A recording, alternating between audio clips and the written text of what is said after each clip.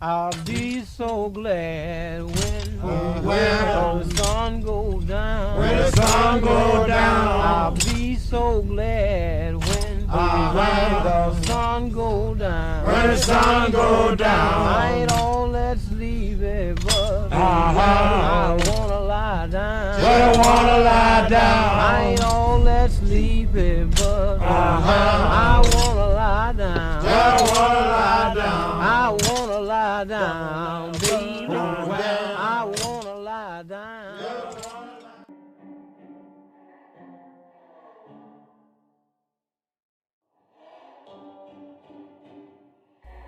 Louisiana's history is steeped in hauntings, paranormal activity, and things that make you think you might have seen a ghost.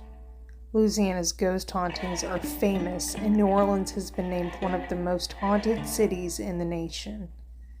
It's been said that Louisiana's destructive early history has made perfect conditions for ghosts to haunt and linger.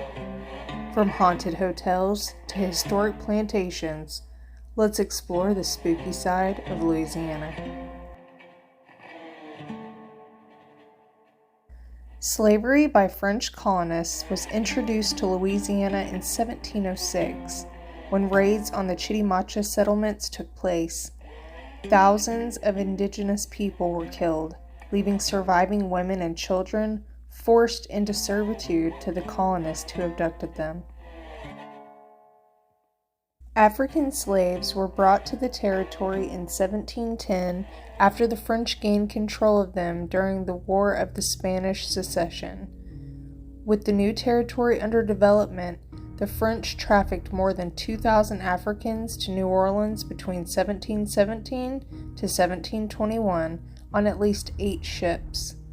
The death toll for African and native slaves was high, with scurvy and dysentery running rampant because of poor nutrition and no sanitation.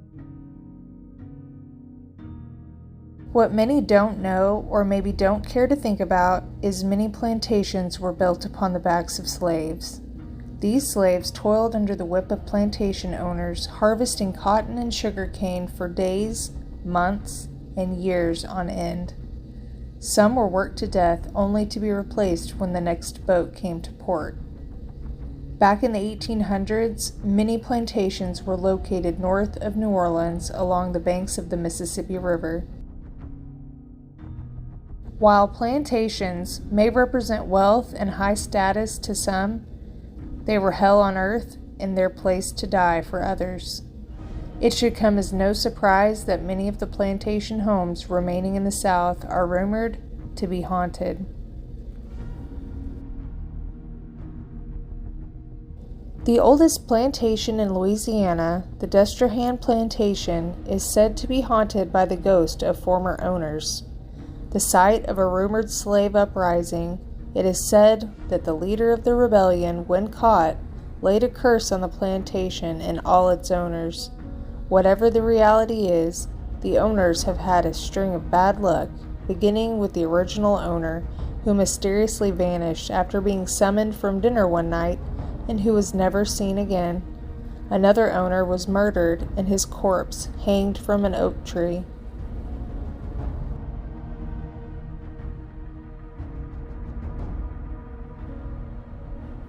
For many years, employees, their families, and visitors have reported seeing ghosts at Destrehan Plantation.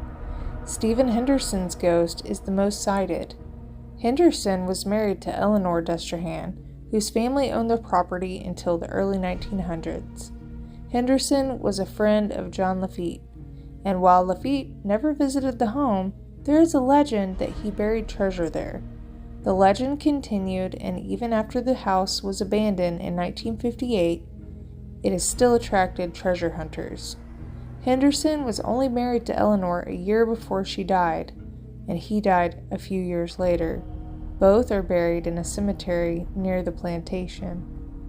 Annette Roper, whose parents were employed by the plantation in 1984, was in bed reading when she reportedly saw a transparent form sitting in a chair. When Roper tried to touch it, she says her hand went through the misty shape. Roper said later, She saw it in the second floor window and then observed it walking across the driveway.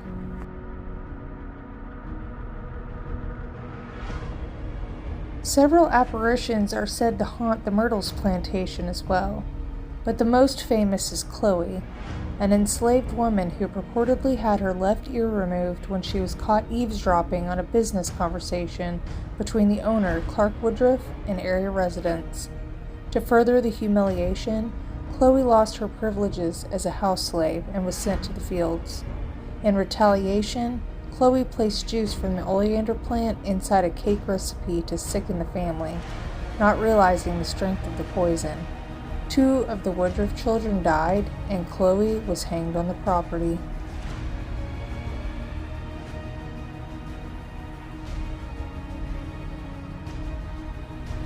After the Louisiana Purchase, the Louisiana slave trade was governed by the French Code Noir, and later by Spanish equivalent, the Código Negro.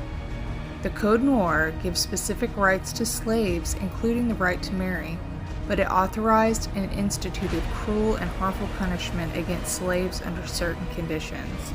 It forbade slave owners to torture them. It forbade separation of married couples and young children from their mothers.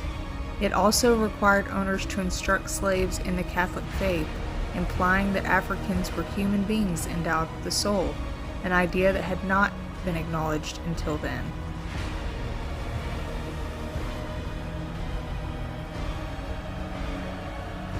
It's not difficult to imagine how the land these enslaved people who are forced to pour their existence into has absorbed the residual traumas that took place upon it.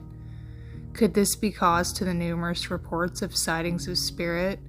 Could it be past slaves and their then masters and misses still entangled with one another in their afterlife, roaming the grounds they all once lived, all these centuries later?